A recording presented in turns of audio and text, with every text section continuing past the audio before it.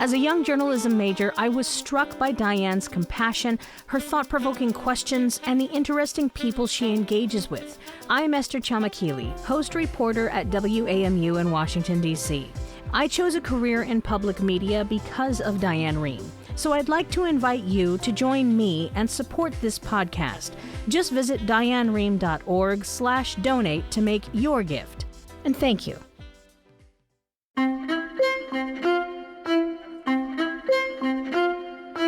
Hi, it's Diane. On my mind, the state of the labor movement. This week, the White House released a plan to bolster participation in unions. This comes as high-profile efforts to unionize are underway at an Amazon warehouse in Alabama and Starbucks stores across the country. Add to that the jump in strike activity last year, and it would seem that organized labor is having a moment.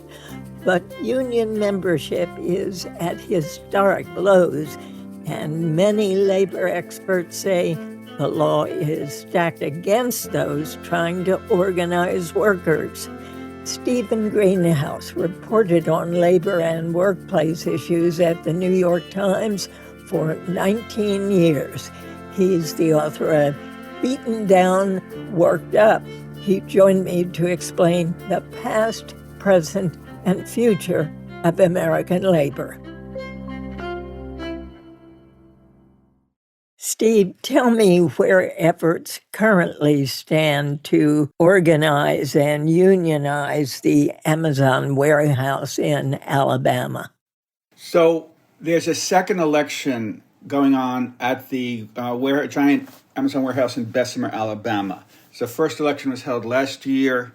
The NLRB found that there were certain improprieties, illegalities, and ordered a new election. What kind of improprieties? The main thing was that Amazon had a mailbox placed right at the kind of entrance to the warehouse and kind of invited people to cast their ballots there. And the NLRB was against this because it created the impression that Amazon was running the election and that when you cast your ballot, Amazon could see who voted and who didn't vote. And it just supposedly scared people, intimidated people, made people think that Amazon had too much control. So the National Labor Relations Board ordered a new election. Ballots went out this past Friday, and they're due at the end of this month. And we'll know sometime next month whether the 6,100 workers at this huge warehouse not far from Birmingham vote to join a union. That union trying to organize is the Retail, Wholesale, and Department Store Union. Do you believe that the second election will be any different from the first? Yes and no, Diane. That's a good question. In the first election, during the heat of the pandemic, the union couldn't do a strategy that is in many ways the most important strategy for unions when they're trying to organize workers. That's go door to door, knock on doors to tell people to sit down with people. This is how a union would benefit you. And the union didn't do that because it was scared that its organizers would catch COVID and would frighten workers. Meanwhile, the company has access to the workers 24/7. It could require them to attend anti-union meetings where anti-union consultants or lawyers or executives hold forth. It has banners saying, vote against the union's are bad. It has, many companies that face a union drive put videos in the lunchroom and the break room that are anti-union videos.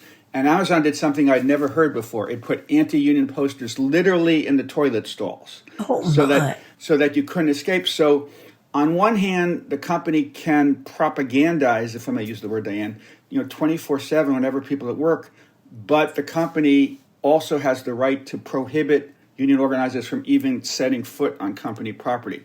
So that created a real humongous imbalance in how much access the company has to the workers and how much the union has towards the workers. And the union got clobbered in the first vote. I think that the union will do better this time around because the workers have a better idea how to organize. Many unions are helping the retail wholesale department store union, providing organizers So there are many more people talking to workers now now that we have vaccinations and now that the pandemic has receded somewhat. They're doing door-to-door visits. And another thing that's in ways a good sign for the union is that many workers feel emboldened to wear pro-union shirts to work. So that means people aren't as scared as they had been. Having said all that, Diane, there is this imbalance where the company has so much more access to workers and kind of, I think workers often fear in America that if they unionize, the employer is going to do something to close down or get rid of their job. So there's just this fear about going against the employer. Having said that, there's a lot of unhappiness among Amazon workers across the country. I've written recently that, it's a crazy statistic. The typical Amazon worker stays on average only 8 months before leaving. So that's huge turnover. So on one hand, Jeff Bezos, the company's founder, boasts that we will make Amazon the Earth's best employer, yet people leave on average after 8 months, which is 1/6 the average that the typical American worker stays on the job. And Amazon workers are upset about the huge stress, the breakneck speed, the constant monitoring, the frequent demerits and warnings. And there's this other problem. I've heard many Amazon workers complain that they don't have enough time to go to the bathroom. They have to rush crazily because they might exceed their allotted break time and get demerits for it. Wow. So are there laws against a company closing down a facility just because the workers have unionized? Yes, the National Labor Relations Act, enacted during the New Deal under Franklin Roosevelt, gave workers in America's private sector a federally protected right to form unions. And it also has provisions saying unions can't do certain things and employers can't do certain things. And it says that employers can't retaliate, discriminate against workers for supporting a union or even for being against a union. So if a company has, 5 very outspoken workers seeking, leading the unionization effort, and the company fires them for, because they're supporting a union, that's illegal retaliation. And if the National Labor Relations Board finds that a company closed a plant largely in retaliation for unionizing, that is illegal. Jumping ahead, so in Starbucks, there's a big unionization drive as well. And Tuesday, Starbucks fired 5, 6, 7 of the unionization leaders at Starbucks in Memphis. And they're saying this is illegal retaliation. You're going after us because we are leading this effort. And Starbucks said, no, sorry, they just broke some cardinal rules that they weren't supposed to break. And that's why they're being fired, not because they're leaders in the union effort. Will the NLRB take that up? I'm assuming, Diane, that the union that's seeking to organize the Starbucks workers will file a complaint to the National Labor Relations Board. The National Labor Relations Board will first try to analyze whether they were fired for supporting a union, whether they're fired because they broke this rule and that rule. But again, the company has the power. Well, the company always has the power to fire people in the United States. We are an at-will society where you could fire people for having the wrong color shoelaces or the wrong color lipstick, but they can't fire you because of your race, religion, sex, age, or because you're supporting a union. So the NLRB will analyze whether Starbucks fired these workers for an illegal reason, i.e. because they support a union, or whether Starbucks fired them for a legitimate reason. Tell me what the workers at Amazon, the workers at Starbucks would gain by being part of a union. So one of the unusual things, Diane, is Amazon and Starbucks generally provide better benefits than many other companies. Starbucks has better health benefits. It provides education benefits. Amazon boasts that from day one you get health benefits, and we also help pay for you to go to college virtually. But I think certainly at Amazon, the workers feel, under humongous stress. It's not a pleasant job. They feel like robots doing the same thing over and over again. They feel that the robots and the algorithms are the boss and telling them what to do.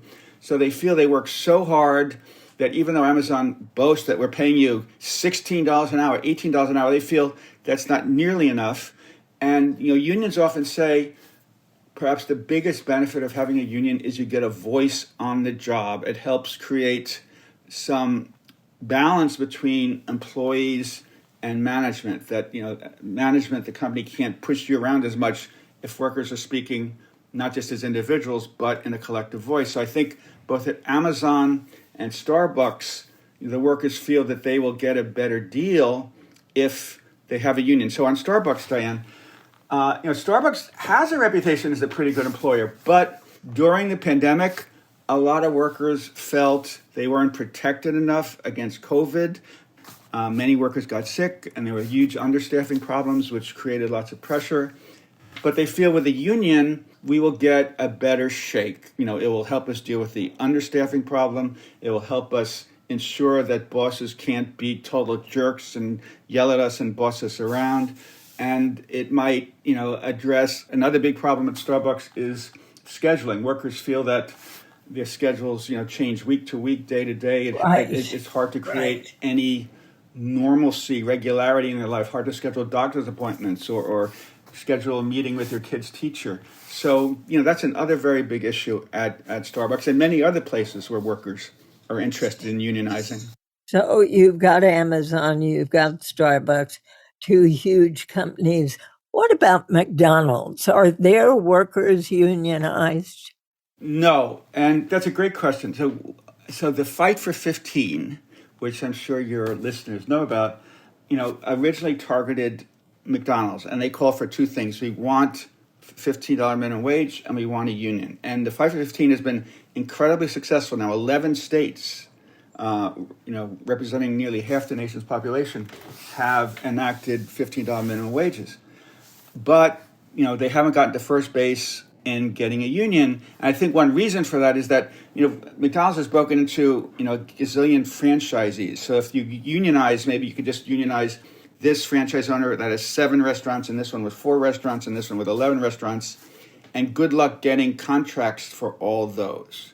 Whereas Starbucks, almost all the Starbucks are company owned and run. Maybe not some in airports and stuff, but so they feel, let's just go after the big employer, and if we win in a few stores, as they did in Buffalo, that will really open the floodgates. And now, workers at 60 Starbucks in 19 states have petitioned to the NLRB to hold elections over the next few months. So Starbucks fought so hard to keep out the union in Buffalo because it knew that if it lost there, the water will go over the dam and there'll be this big effort.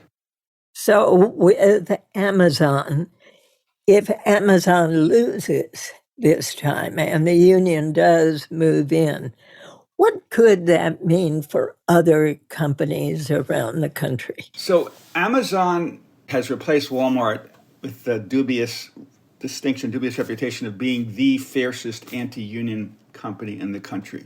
So, it's one thing to win at a Starbucks with 30 workers where all you need is, slightly more than they have 16 of the 30. It's a lot harder, Diane, to win at a warehouse with 6,100 workers. So if the Retail Wholesale Department Store Union wins in Bessemer, Alabama, that would be a very big win in an uphill situation. If they win, that will send, shockwaves, maybe to Walmart, maybe to Target, maybe to McDonald's, and it will really embolden, workers across the country. Having said that, again, it's not easy to win a unionization election when there's a big anti-union employer, because the employer generally has so much more access to workers, plus can drive a lot of fear in workers. So, that's a real credit to the union victory in Starbucks. Starbucks, even though it said it's not anti-union, really, threw all it could to stop the union. Brought in over 100 outside managers into Buffalo to work in the stores alongside workers, and Starbucks said it was to listen to workers, but the workers said no, it's to spy on us and to intimidate us and prevent us from talking to the union. So if there's if the union wins at Amazon, it will be, to paraphrase Mr. Biden, a big effing deal. So when I was growing up, the 40s and 50s, unions were a big deal. What happened to the unions? Was it Ronald Reagan and Sure, the air traffic controller. So right. I'm going to allow me 10-second advertisements for my book, Beaten Down, Worked Up, The Past, Present, and Future of American Labor. And in the book, I write about, how unions have formed in the United States, the great leaders like Walter Reuther, who built these big, strong unions, with these major strikes that helped create the middle class, that pressured General Motors and U.S. Steel and Ford to give generous contracts with good health and pension benefits that really built the middle class and became a model for other employers. So, the unions were strongest in the U.S. when you were growing up in the 40s and 50s and 60s. So come the 1970s, there were the two big oil shocks in 1973 and 1979, and inflation grew very much. And then Milton Friedman, the great conservative economist at the University of Chicago, called for a very free market. And he kind of helped plant the seeds that, unions get in the way, they obstruct brilliant managers from doing what they can do to maximize profits. So during the 1970s, corporate profits were starting to decline. Inflation was growing mainly because of higher oil prices, not because of unions. But there was this growing anti-union sense during the 1970s. And also during the 1970s, the U.S., which was king of the hill in the 1950s and 60s after the war, facing very little competition from Europe and Japan. In the 1970s, and even more so in the 1980s, U.S. companies started to feel a lot of competition from abroad. So come 1980, 1981, there was this huge recession as Paul Volcker at the Federal Reserve tried to reduce inflation. So a lot of steel mills, car factories closed. That really hurt unions very badly. They lost a lot of manufacturing jobs, and that was the core of the union. Then Ronald Reagan, a very conservative president, faced a strike from the air traffic controllers who wanted a 4-day work week with humongous raises, far more than other federal employees. And Reagan said, we can't afford that. If we give it to you, we have to give it to everyone else. It's illegal for federal workers to strike, so don't strike. But they went on strike anyway. And they had endorsed Reagan for president, and they thought Reagan would really scratch their back big time. But when Reagan didn't, they were very angry. They went on strike, and Reagan fired 11,300 air traffic controllers. And that was a humongous story, the lead story in the nation for several weeks. Absolutely. And that basically, wiped out the union as an entity. And that really put labor back on its heels. And it also kind of emboldened employers across the United States that even if the president of the United States is willing to take on a union and fire the workers and hire permanent replacements, then other private sector employers became much more aggressive in taking on unions and fighting unions. And many companies thought, well, in the 50s and 60s, after World War II, we were generous to unions. Now we're facing all this international competition. We're coming off of this horrible recession in 1981-82. We had this bad inflation. We really got to get our labor costs down. And then one other big development, so we face more global competition, but also the nature of American capitalism changed. What do I mean by that? Business school professors will say in the 40s, 50s, 60s, we had managerial capitalism, where the CEOs, the presidents, really ran the companies, and they kind of did what they want. They often, the corporate headquarters was often right next to the factory, and the CEOs would see the workers, and there was more solidarity within the corporation. But in the 1980s, 90s, 2000s, people say the United States went from managerial capitalism to financial capitalism with mutual funds and hedge funds. So Wall Street started putting much more pressure on corporate CEOs to maximize profits, to maximize share prices. And one way, and CEOs got the message that if they didn't increase profits and share prices, they would be out on their derrieres. So one way to increase profits was to hold down labor costs, maybe lay off people, constant downsizing was not a word in the 40s and 50s, but in the 1990s, the 2000s, it became a huge phenomenon because corporate executives had to be much more mindful of pleasing Wall Street. And there was much more emphasis on maximizing profits, which really caused companies to be much harder on workers and on unions.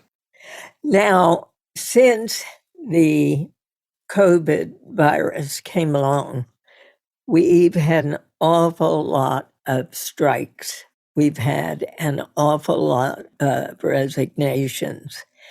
And it seems as though the slipper may be moving onto the other foot, giving employees more power to say, not only am I going to try to unionize, I'm going to quit my job.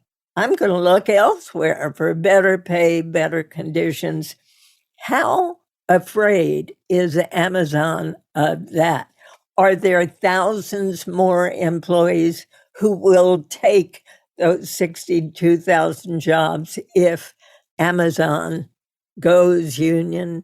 So the pandemic has had huge effects all across America, all across the world, and it of course has had huge effects on workplaces across America. And many of the frontline workers, the so-called essential workers, the supermarket cashiers, the delivery workers, the nurses, the people in fast food restaurants, and the waiters, they feel we had to go into work and risk our lives every day, while white-collar workers who make 5 times as much as we do, maybe the essential workers are making $25,000 a year, while all these white-collar workers are making $125,000, $150,000, $200,000 a year. They're safe working at home. So I think a lot of essential workers, frontline workers, just felt during the pandemic, we are the heroes. You're calling us essential workers. You're calling us heroes, but you're not paying us much more. Many companies were not adequately prepared, did not have enough personal protective equipment. Some retailers did not require customers to wear masks into stores, and that really upset a lot of workers. So worker resentment really grew during the pandemic. And a particular beef I have, Diane, is 3-4 years ago, the Business Roundtable, the huge prestigious group of CEOs at major corporations, issued the statement that we are going to focus less on maximizing profits and just serving shareholders. We are going to serve all stakeholders. So we move towards stakeholder capitalism. So one would think during a pandemic when white-collar workers are working safely at home and that $8 and $10 and $12 an hour cashiers and cooks and meatpacking workers, literally risking their lives every day, a lot of companies did not provide them. Most companies did not begin to provide them with hazard pay or hero pay, even though they're risking their lives. And I thought if corporate America is sincere about stakeholder capitalism and not just focusing on maximizing profits, you got to help. Just like as a Judeo-Christian thing, as a basic thing, you help the people who are making our country work, who are sticking their necks out and risking their lives every day. And to me, corporate America failed badly on that. I think that's one of the reasons why we're seeing this, these strikes, Diane, one of the reasons why we're seeing this push for unionization, and a very big reason why we're seeing the Great Resignation, where over 4 million, a record number of workers are quitting their jobs each month because they feel they're not getting the deal that they feel they deserve. So Amazon has raised its wages during the pandemic because it saw that we're working people harder, because Amazon did a great job for consumers during the pandemic. We could generally stipulate that. A lot of people who were scared to go shopping. Absolutely. So Amazon workers worked very, very hard, and Amazon hired a lot more people. But Amazon was having problems keeping people. As I said, the turnover is huge. People leave on average after 8 months. So it's been forced to raise its wages. At some places now it used to boast we pay $15 an hour, then it said $16 an hour. In some places now they say $18 an hour. And I think one of the problems that some of the fast food places have, and nursing homes have, and child care facilities have, is that the people who are making $9 and $10 an hour there are leaving to go to work for Amazon for $16 an hour.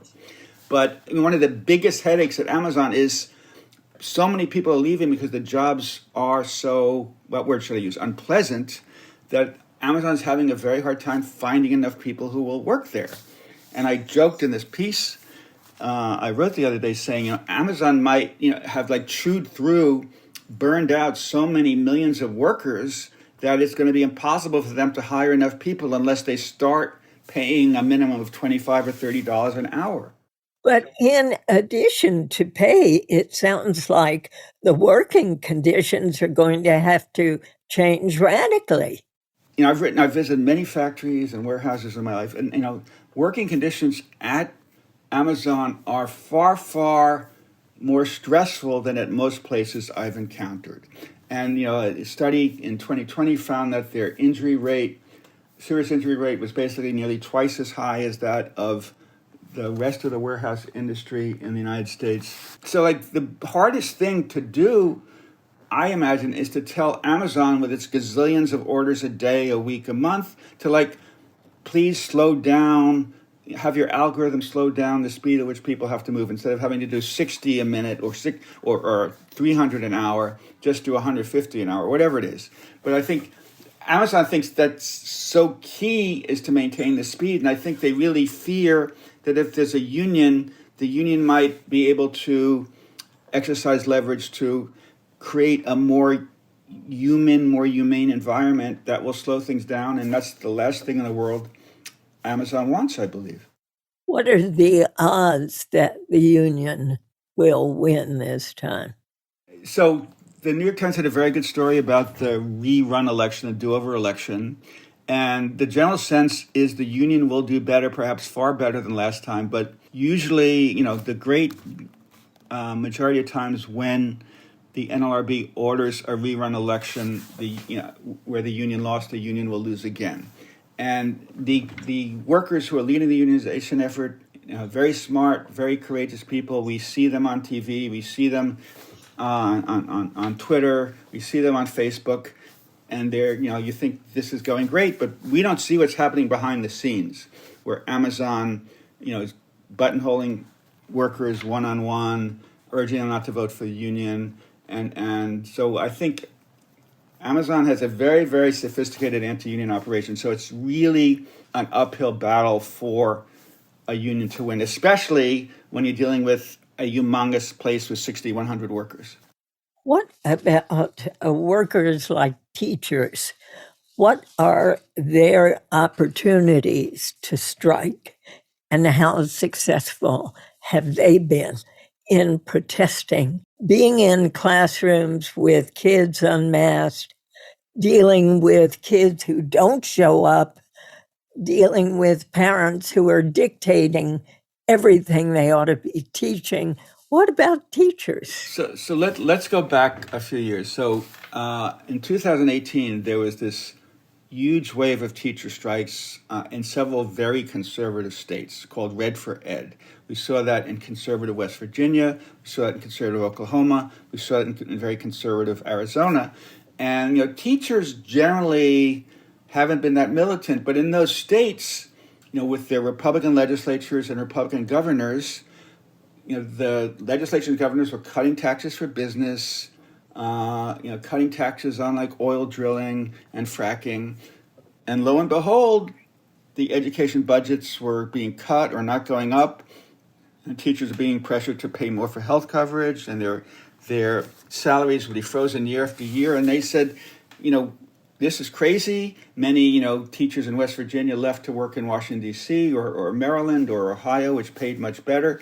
And then there was this huge shortage of teachers, which, worsened the crisis. Ditto in Oklahoma, where many teachers left to work in Texas, which paid much better. I interviewed one teacher in Arizona who drove an hour and a half each way to work in California to earn twice as much as he would have in Arizona. So the teacher said, this is ridiculous, this is unfair.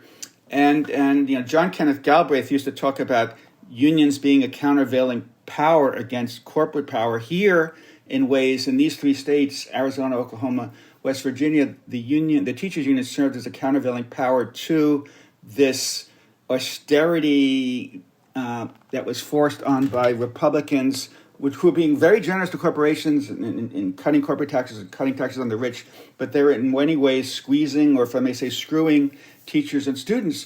So in those strikes, the teachers had huge public support, and that really helped. Those 2018 strikes really helped awaken the union movement and really showed that unions can really hold hands with the public and really advance together. Now, fast forward to this horrible pandemic.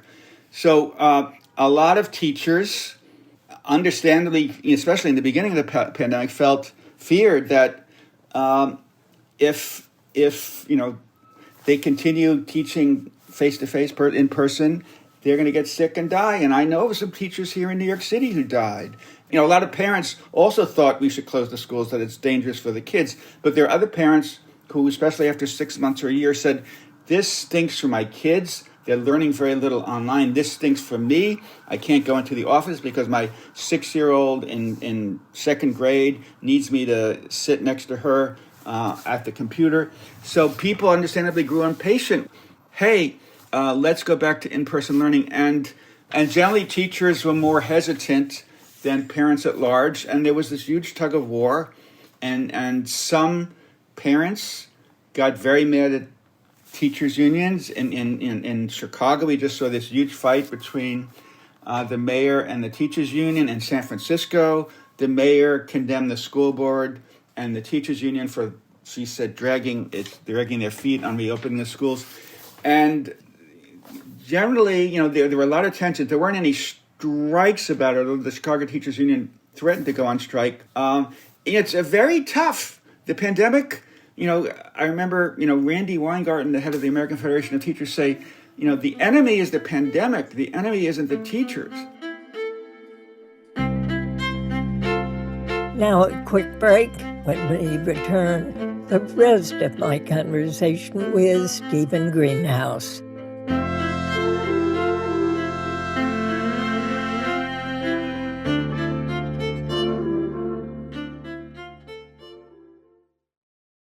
Hi, it's Diane.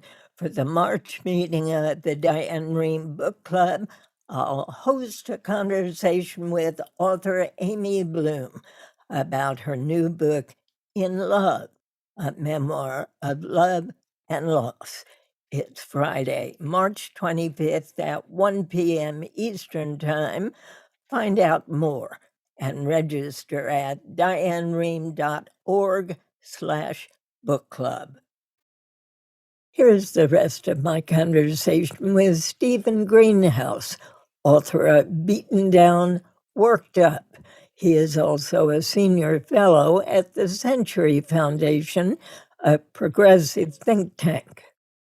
So on the one hand, currently we have a very low union membership.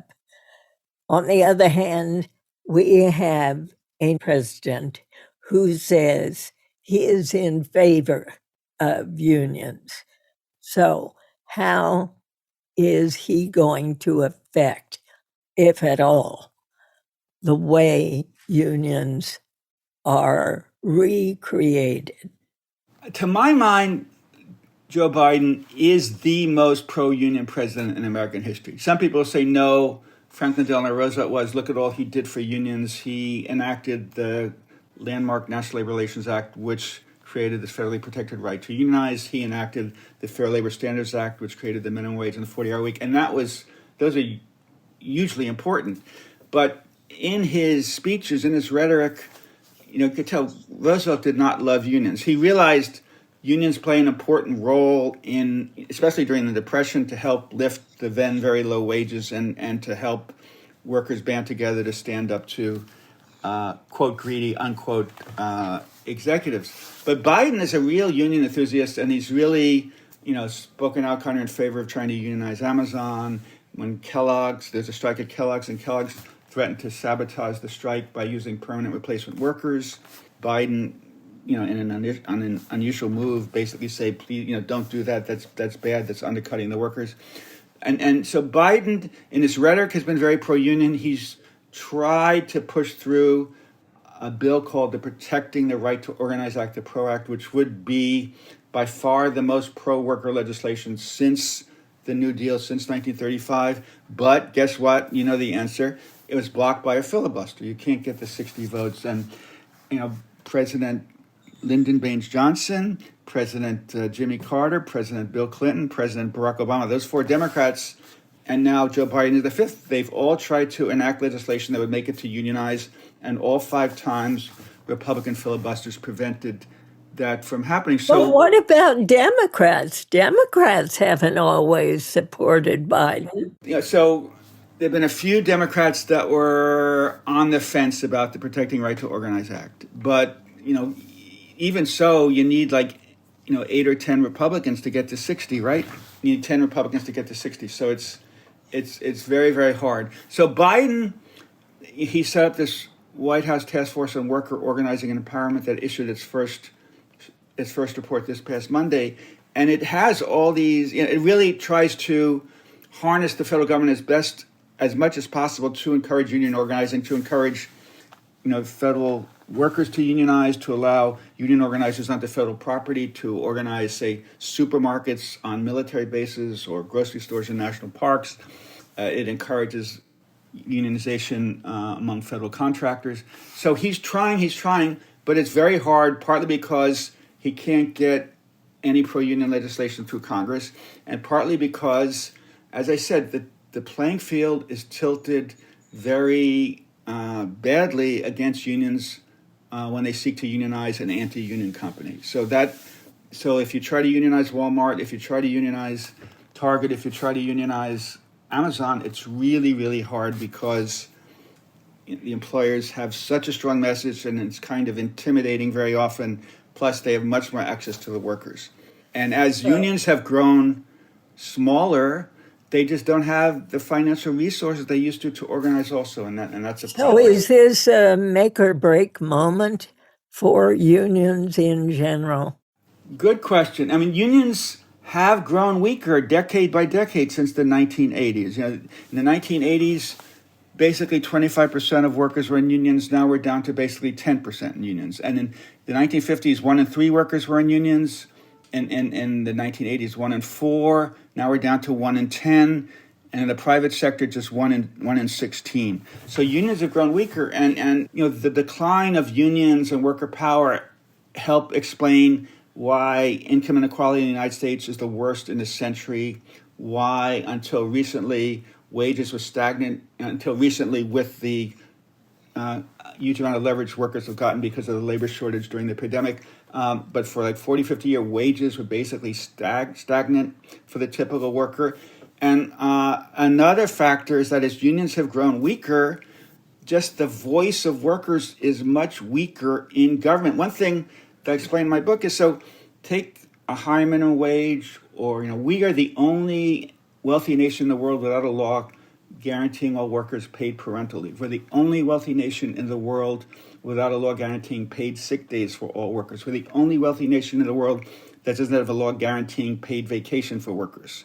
In the 27 nations of the European Union, all workers are guaranteed at least 4 weeks vacation. And if you poll typical Americans, they overwhelmingly support 75, 80, 85% to 15, 20%. They support a higher minimum wage, paid sick days, paid parental leave, yet this gets nowhere. And a big reason for that is that unions have grown so weak, and corporations hold so much sway over Congress. So, in my book, Beat Now Work Up, I explain that if unions were stronger, and I'll be the first to admit that there are problems with unions. I've written many stories about union corruption and discrimination against African American workers and Asian American workers and women. But unions have come a long way. There's much less discrimination. There's much less corruption. But if unions were stronger, there's a good chance we'd enact these basic laws to have better child care and paid sick days and paid parental leave. And also, if the union density in Wisconsin and Michigan and Pennsylvania were 25% to 30% rather than 10%, as it more or less it is now, there's no way Donald Trump would have won the presidency in 2016, because if unions were as strong as they were in Wisconsin, Pennsylvania, Michigan as they were 20, 30 years ago, the Democrats would win. the presidency.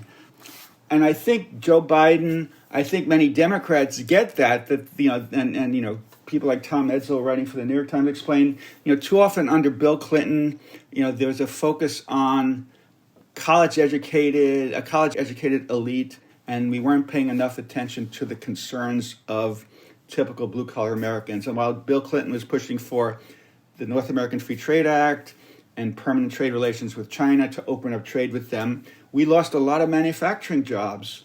And that really hurt Ohio and Pennsylvania, Wisconsin, and Michigan.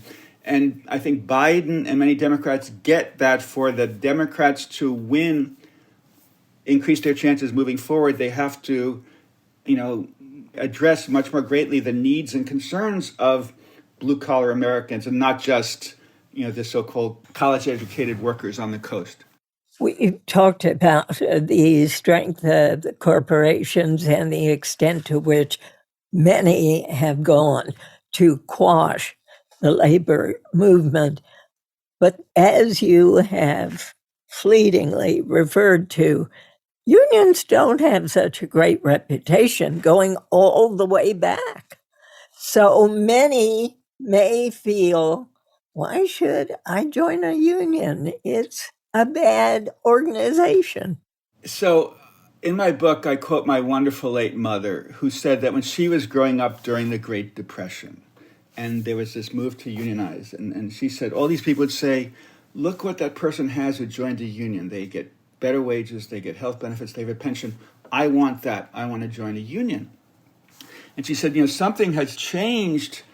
She was saying this during the big fight in Wisconsin, where Scott Walker was trying to basically wipe out government employee unions. And my mother said, what's changed? Now a lot of workers are saying, not that I want what union members have, but that union members have too much, we want to take it away. And partly, Diane, is like there has been this big, almost propaganda effort by the Koch brothers and the Chamber of Commerce, that unions are bad and they're selfish, narrow interest groups. Well, there have been murders. And there was terrible corruption in the 1950s and 60s. The Teamsters, the longshoremen, we remember On the Waterfront. It's funny, I speak to college classes now, and I say, are you familiar with the movie On the Waterfront?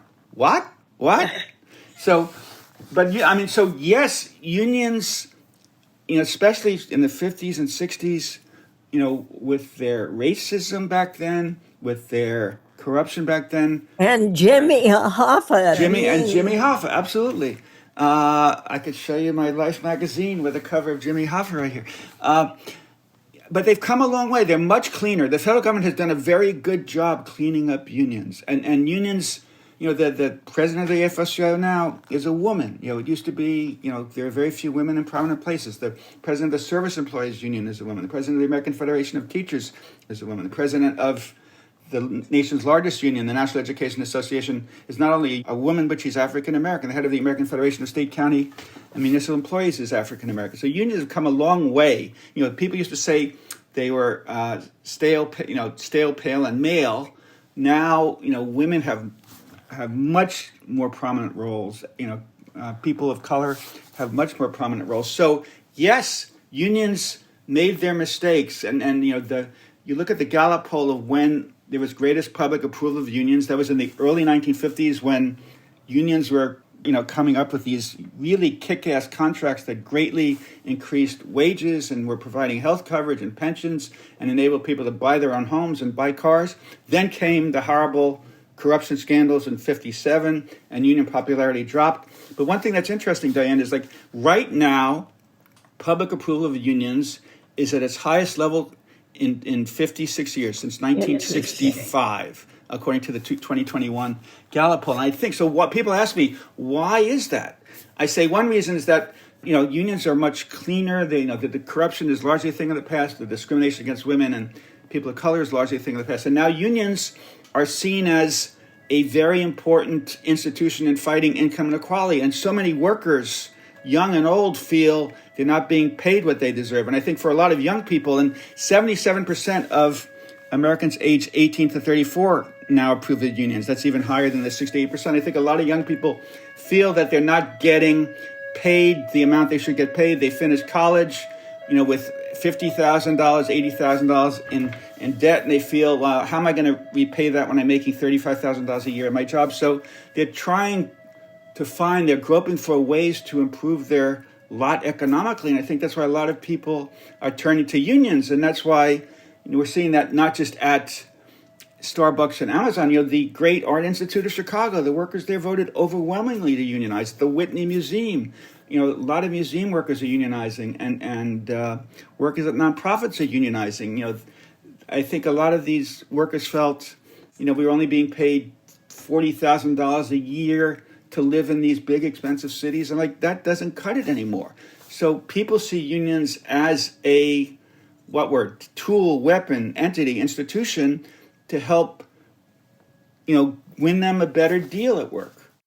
Stephen Greenhouse, I want to thank you for giving me what I consider a first-rate class in unionization. Let's see where the Amazon vote goes. When is it expected? The results are expected in March. And meanwhile, we're going to get a lot of results in Starbucks elections, and I'm more confident that there'll be a lot of victories at Starbucks. Well, I'll be watching. Thank you so much. Always good to talk. Keep well. Keep up the good work. Thank you.